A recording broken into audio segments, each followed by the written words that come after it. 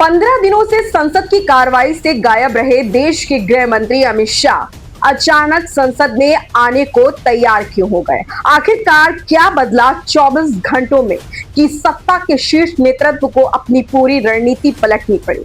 दोस्तों, आने वाले 48 घंटे देश की संसद के भीतर एक बहुत बड़ी राजनीतिक जंग के गवाह बनने वाले हैं। जी हाँ, और ये जंग अब सिर्फ सत्ता पक्ष और विपक्ष के बीच की नहीं रही, ये जंग अब सीधे सीधे बन चुकी है राहुल गांधी बनाम अमित शाह। आखिर मानसून सत्र के पहले ही दिन से जारी इस महागतिरोध के बीच मोदी शाह की जोड़ी को बैकफुट पर आकर यह फैसला क्यों लेना पड़ा? आइए बिना किसी लाग लपेट के बहुत ही आसान भाषा में समझते हैं संसद की इस इनसाइड स्टोरी को।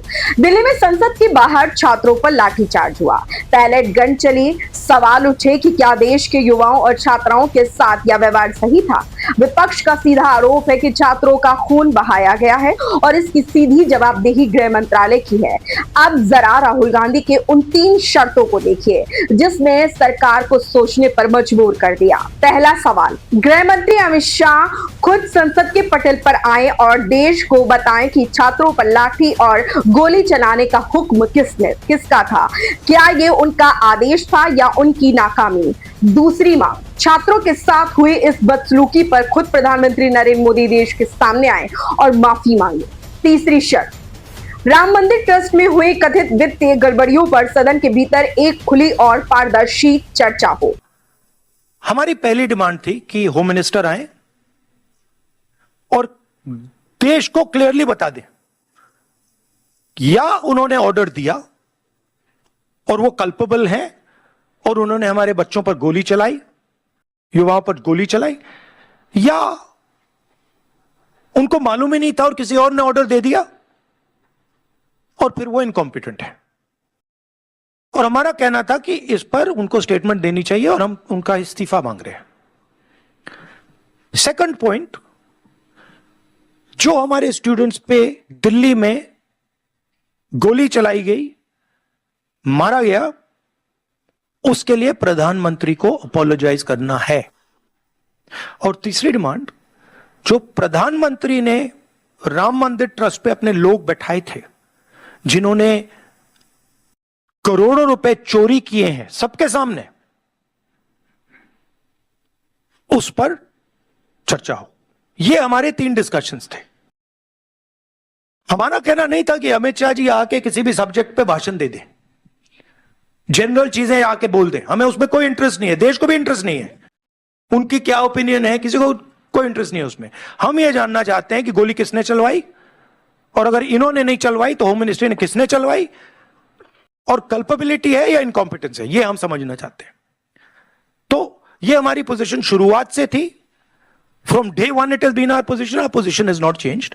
ये पूरा ड्रामा जो चल रहा है, अमित शाह का जो गुब्बारा फटा है उसको रिपेयर करने का, उसमें फिर से गैस भरने की कोशिश हो रही है, ठीक है, और वो गुब्बारा फट गया है, उसमें कोई मतलब गैस नहीं भरी जा सकती। इतना ही नहीं, कांग्रेस नेता केसी वेणुगोपाल ने तो बकायदा संविधान के अनुच्छेद 75 और 77 का हवाला देते हुए लोकसभा अध्यक्ष को चिट्ठी लिखी है। जी हाँ, गृह मंत्री को सदन में लाकर देश के सामने जवाबदेह बनाया जाए।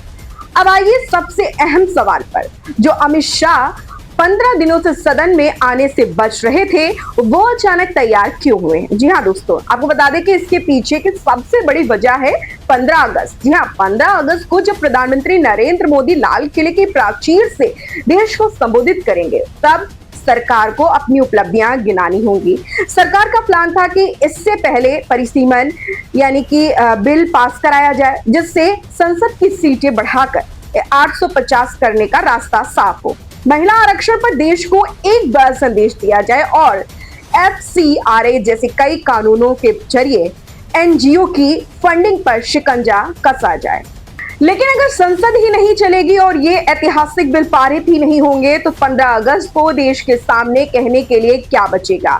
इसी दबाव की वजह से अमित शाह को खुद मोर्चा संभालना पड़ रहा है। जी हाँ, बिल पास कराने के लिए 2/3 बहुमत का आंकड़ा चाहिए। इसके लिए पर्दे के पीछे एक बड़ा राजनीतिक ऑपरेशन भी चलाया गया। आम आदमी पार्टी, TMC और उद्धव ठाकरे की पार्टी में सेंधमारी की कोशिश शुरू हो गई है। कागजों पर आंकड़ा भले ही 292 से 320 पहुंचता दिखे, लेकिन असल चुनौती संसद के भीतर विपक्ष की उस चट्टानी नाकेबंदी को तोड़ने की है जो बिना माफी के पीछे हटने को तैयार नहीं। अब आने वाले 2-3 दिन बेहद निर्णायक है। जी हाँ दोस्तों, जब अमित शाह सदन में बोलेंगे तो देखना होगा कि क्या वे इस पूरी घटना की नैतिक जिम्मेदारी लेते हैं या फिर अफसरों पर लात ठिकरा फोड़कर निकलने की कोशिश करते हैं। इलाहाबाद से उठी छात्रों के गुस्से की लहर और सड़कों पर यह आक्रोश इस वक्त की पूरी तरह से सरकार पर भारी पड़ रहा है। अब सवाल आप पर छोड़ता हूं। जी हाँ दोस्तों, आपको बता दूं कि क्या देश के गृह मंत्री को संसद के पटल पर आकर छात्रों पर हुए इस एक्शन पर स्पष्ट जवाब और माफी देनी चाहिए।